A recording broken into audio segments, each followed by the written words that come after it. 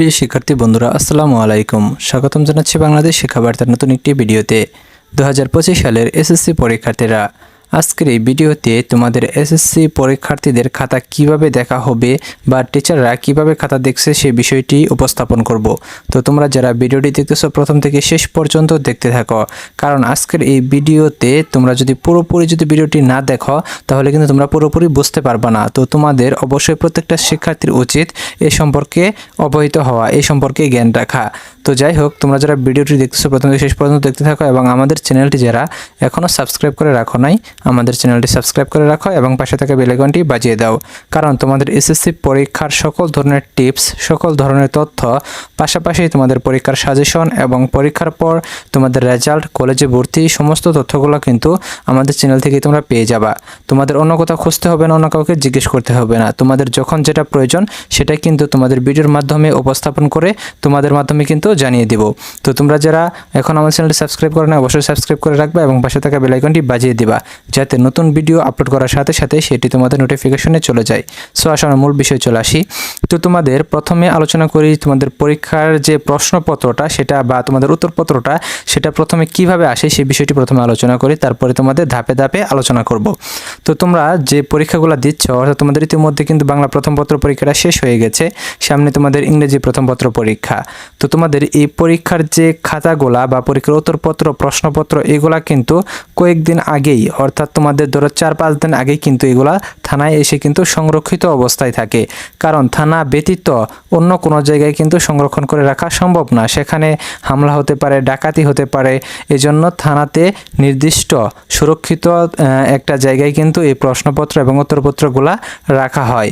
তারপর তোমাদের যেদিন পরীক্ষা সেই দিন সকালবেলা তোমাদের পরীক্ষা শুরু হওয়ার 1 থেকে 2 ঘন্টা আগে কিন্তু সেই প্রশ্নগুলা তোমাদের কিন্তু কেন্দ্রে কিন্তু পৌঁছে যায়। বিশেষ করে 2 ঘন্টা আগে এই প্রশ্নগুলা যখন পুলিশ কেন্দ্রে উপস্থিত হয়, ঠিক তখনই কিন্তু পুলিশের মাধ্যমে কিন্তু এই প্রশ্নপত্র উত্তরপত্রগুলা কেন্দ্রে পৌঁছে যায়।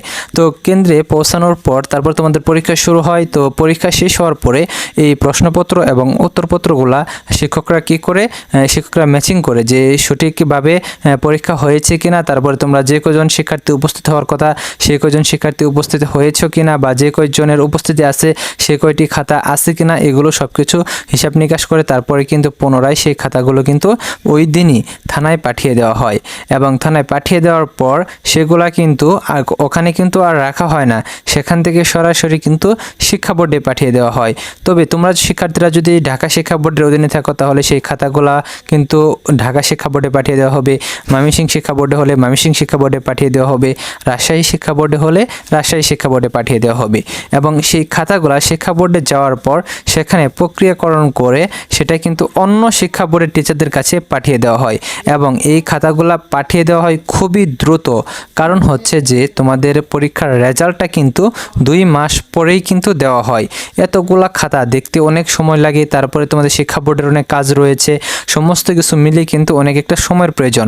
এজন্য তোমাদের পরীক্ষা হওয়ার পরপরই কিন্তু সেই খাতাগুলা কিন্তু দেখা শুরু করে দেয়। তো তোমাদের বাংলা প্রথম পত্র খাতাটাও কিন্তু ইতিমধ্যে কিন্তু অলরেডি দেখা শুরু হয়ে গেছে। তো এটা কিভাবে আসলে এক শিক্ষা বোর্ড থেকে অন্য শিক্ষা বোর্ডে যায়, ধরো তুমি ঢাকা শিক্ষা বোর্ডের শিক্ষার্থী, তো তোমার ঢাকা শিক্ষা বোর্ডের যে খাতাগুলো সেগুলো কিন্তু কোনোভাবে ঢাকা শিক্ষা বোর্ডে রাখা হয় না। এই খাতাগুলো ট্রান্সফার করে দিনাজপুর শিক্ষা বোর্ড রয়েছে, রাজশাহী শিক্ষা বোর্ড, এরকম তো আরও 8টি শিক্ষা বোর্ড রয়েছে। সকল শিক্ষা বোর্ডে কিন্তু এক একটা শিক্ষা বোর্ডের খাতা আরেকটা শিক্ষা বোর্ডে পাঠিয়ে দেওয়া হয় এবং সেখান থেকে যারা খাতা দেখে সেসব টিচারদের কাছে কিন্তু সেই খাতাগুলো ট্রান্সফার করা হয়। এবং তোমরা যে প্রথমে যে তোমাদের ওএমআর শিট রয়েছে, অর্থাৎ তোমরা যেখানে রোল নাম্বার, রেজিস্ট্রেশন নাম্বার লেখো, সেই তোমরা যে পেজটা তোমরা ছিঁড়ে ফেলে তারপরে জমা দাও, সেটা কিন্তু শিক্ষা বোর্ডে জমা থাকে এবং সেই খাতাটা কিন্তু টিচারদের কাছে চলে যায়। যখন সেই খাতাগুলো দেখে শিক্ষা বোর্ডে পুনরায় জমা দেওয়া হয় তখন কিন্তু তোমাদের ওই যে তোমাদের রোল নাম্বার, রেজিস্ট্রেশন নাম্বার যেটাতে লিখেছো ওখানে একটা তোমাদের খাতা নাম্বার থাকে, সেই খাতা নাম্বারের সাথে তোমাদের উত্তরপত্রের যে খাতা নাম্বার, ওইখানে খাতা নাম্বারের সাথে ম্যাচিং করে তারপরে তোমাদের রেজাল্টটা কিন্তু দেওয়া হয়। এই হচ্ছে তোমাদের পদ্ধতিটা। তো যেহেতু তোমাদের 2 মাসের মধ্যে রেজাল্টটা প্রকাশ করা হয়, সেই জন্য কিন্তু কোনোভাবেই শিক্ষা বোর্ড দেরি করে না, সেই খাতাগুলো কিন্তু শিক্ষকদের কাছে পাঠিয়ে দেয় এবং শিক্ষকরা দেখা শুরু করে দেয়। এখন তোমাদের পরীক্ষার খাতাগুলো কিভাবে টিচাররা দেখে সেই বিষয়ে কথা বলি। তো তোমরা জানো যে তোমাদের যে পরীক্ষা সেটা কিন্তু এর আগের বছরগুলোতে কিন্তু করোনাকালীন সময়ে কিন্তু দেখা গেছে যে তোমাদের সিলেবাস ছিল শর্ট সিলেবাস, তখন কিন্তু তোমাদের ক্লাস হয়নি, তারপরে যারা পরীক্ষার্থীরা ছিল তারা কিন্তু সরাসরি স্কুলে গিয়ে কিন্তু ক্লাস করতে পারেনি, তাদের অনলাইনে ক্লাস হয়েছে, অনলাইন ক্লাস কিন্তু সঠিকভাবে সম্ভব হয়নি। দেখা গেছে যে 15 থেকে 20% শিক্ষার্থীরা কিন্তু ক্লাস করতে পেরেছে। সেখানে শিক্ষার্থীদের কিন্তু তেমন একটা পরীক্ষা হার্ডও হয়নি এবং শর্ট সিলেবাস ছিল, অল্প পরেই কিন্তু তারা অনেক ভালো রেজাল্ট করতে পেরেছে। এখন তোমাদের যেহেতু ফুল সিলেবাসে পরীক্ষা হচ্ছে, তো তোমাদের পরীক্ষাটা একটু হার্ডই হবে। তো যাই হোক, তোমরাও ভালো প্রিপারেশন নিয়েছো। এখন তোমাদের যে পরীক্ষার খাতাটা, যে তোমরা বাংলা পরীক্ষা যেহেতু কমপ্লিট করেছো, সেই বাংলা পরীক্ষার খাতাটা যেহেতু তোমাদের টিচারদের কাছে চলে গেছে, তারা অলরেডি দেখাও শুরু করে দিয়েছে। সেখানে কিন্তু তোমাদের দুইটা অংশ রয়েছে। তো তোমাদের প্রথমে কথা বলে নিই, তোমাদের এমসিকিউ একটা অংশ, সিকিউ একটা অংশ। তো তোমাদের সিকিউ অংশটা টিচাররা দেখে থাকে এবং এমসিকিউ অংশটা কিন্তু তোমাদের শিক্ষা বোর্ড কর্তৃক OMR মেশিনের মাধ্যমে কিন্তু দেখা হয়। সেখানে তোমরা OMR মেশিনের মাধ্যমে যদি দেখে, তাহলে কিন্তু সেখানে তোমাদের নাম্বার কমিয়ে বা বাড়িয়ে দেওয়ার কোনো সুযোগ থাকে না। মেশিনের মাধ্যমে যেহেতু দেখে যেটা রাইট সেটা রাইটই হবে, যেটা ভুল সেটা ভুলই হবে, এবং যে কয়টি না তোমাদের সঠিক হবে সেই কয়টি নাম্বারই পাবা। এখানে কিন্তু কাটছাট করার কোনো সুযোগ নেই। আবার তোমরা অনেকে এরকম করে থাকো যে তোমাদের দেখা যায় যে তোমরা একসাথে দেখা একটা অ্যান্সারে তোমরা দুইটা দাগিয়ে থাকো, যেমন খ নাম্বার এবং গ নাম্বার দুইটাই দাগাইছো, সেক্ষেত্রে কিন্তু তোমাদের রেজাল্টটা কিন্তু ভুল চলে আসবে, কারণ দুইটা কোনোভাবেই তোমাদের দাগানো যাবে না। এটা কিন্তু মেশিনে ক্যাচ করবে যে দুইটা দাগাইছে, এই জন্য কিন্তু তোমাদের ওই নাম্বারটা কিন্তু তোমাদের ভুল চলে আসবে, এটা কিন্তু তোমরা নাম্বার পাবা না। তো যাই হোক, তোমাদের যেহেতু এমসিকিউতে নাম্বার বাড়িয়ে দেওয়ার কোনো সুযোগ নেই, তো সিকিউর ক্ষেত্রে তোমাদের অনেক প্রশ্ন রয়েছে যে তোমাদের যদি 2-1 নাম্বারের জন্য তোমরা ফেল করো, তাহলে তোমাদের নাম্বারটা বাড়িয়ে দেওয়া হবে কিনা। তো তোমাদের যে নোটিশ দেওয়া হয়েছে, নোটিশের মাধ্যমে কিন্তু বলে দেওয়া হয়েছে তোমাদের 14টি গুরুত্বপূর্ণ নির্দেশনা, সেখানে কিন্তু উল্লেখ করে দেওয়া হয়েছে যে তোমাদের এমসিকিউ এবং সিকিউ অংশে তোমাদের অবশ্যই আলাদা আলাদাভাবে পাস করতে হবে। তোমরা যদি এমসিকিউ অংশ সিকিউ অংশে আলাদা আলাদাভাবে পাস না করো, তাহলে কিন্তু তোমাদের রেজাল্টটা ফেল চলে আসবে। তো এই জন্য আগে কিন্তু এমসিকিউ অংশ সিকিউ অংশ দুইটা কিন্তু টিচাররা দেখতো, সেখানে কিন্তু একটা টিচার বুঝতে পারতো যে স্টুডেন্টরা পাস করছে নাকি ফেল করছে, স্টুডেন্টরা A+ পাচ্ছে নাকি পাচ্ছে না। অনেক শিক্ষার্থীরা রয়েছে দেখা গেছে যে 79 নাম্বার পায় কিন্তু 80 পায় না। স্টুডেন্টরা কিন্তু এর জন্য মন খারাপ করে যে একটা নাম্বার বাড়িয়ে দিয়ে A+ দিলে কি সমস্যা হতো। এখানে কারণটা কি, কারণটা তোমাদের করে বলছি।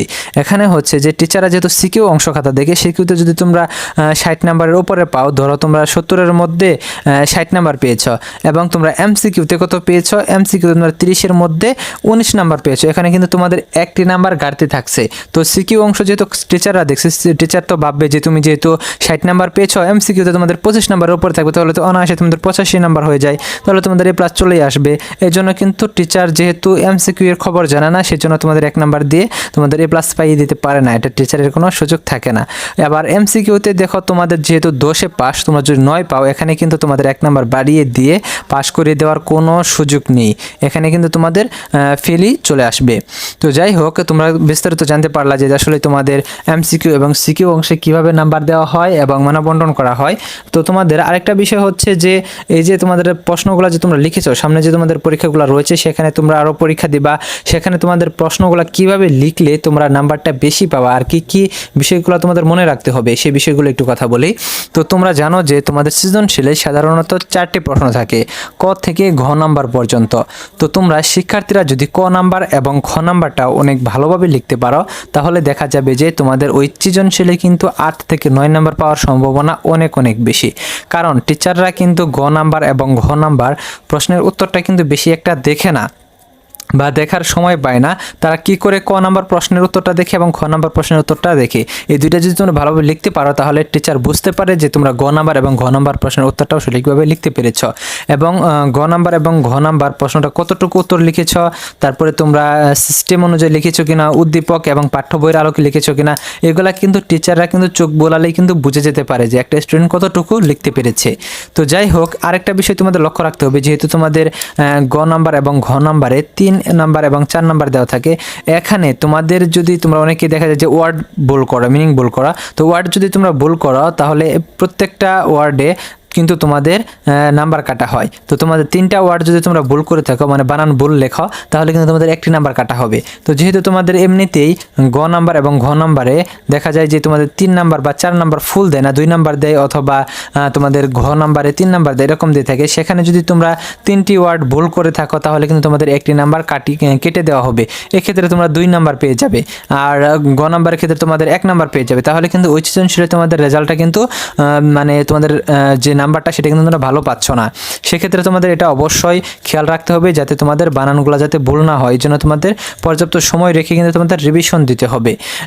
আর তোমরা অবশ্যই খেয়াল রাখবা যে তোমাদের যে প্রশ্নগুলো লিখেছো সেগুলো যাতে তোমরা পুরোপুরি লিখে আসতে পারো, মানে তোমরা ফুল অ্যান্সার করে আসতে পারো। তো তোমাদের লেখার মধ্যে যদি অনেকটা ভুলও হয়ে থাকে, তোমাদের যদি বানিয়ে বানিয়ে লিখতে হয় লিখে আসবা, সমস্যা নাই, কিন্তু তোমরা ফুল অ্যান্সার করে আসবা। এতে করে কি হয়, একটা কথা তোমাদের বলে নিচ্ছি যে ক নাম্বার খ নাম্বার টিচাররা দেখে গ নাম্বার এবং ঘ নাম্বার ভালোভাবে দেখার সুযোগ পায় না। অনেক টিচাররা দেখা যায় যে আলসেমি করেও দেখে না, বা নর্মালি টিচাররা কিন্তু দেখে না, এটাই স্বাভাবিক। এক্ষেত্রে তোমরা যদি মানে খাতা লিখে আসো বা ভরাট করে আসো, সেক্ষেত্রে তোমাদের ফিল নাম্বার চলে আসলে টিচারদের কিন্তু একটা সুযোগ থাকে যে তোমাদের পাস করে দেওয়ার। আর যদি তোমরা খাতায় কিছু নাই লিখো তাহলে কিন্তু টিচাররা কোনোভাবেই তোমাদের পাস করিয়ে দিতে পারে না। তো যাই হোক, তোমাদের সামনে যে পরীক্ষাগুলো রয়েছে সেই পরীক্ষাগুলো অবশ্যই অনেক ভালোভাবে দিবা, এবং তোমাদের পরীক্ষার সকল সাজেশনগুলো তো আমাদের চ্যানেলেতে তোমরা পেয়ে যাবা। কাজে এখন পর্যন্ত যারা আমাদের চ্যানেলটি সাবস্ক্রাইব করে রাখো নাই, আমাদের চ্যানেলটি সাবস্ক্রাইব করে রাখো এবং পাশে থাকা বেল আইকনটি বাজিয়ে দাও। ধন্যবাদ সকলকে পুরো ভিডিওটি দেখার জন্য।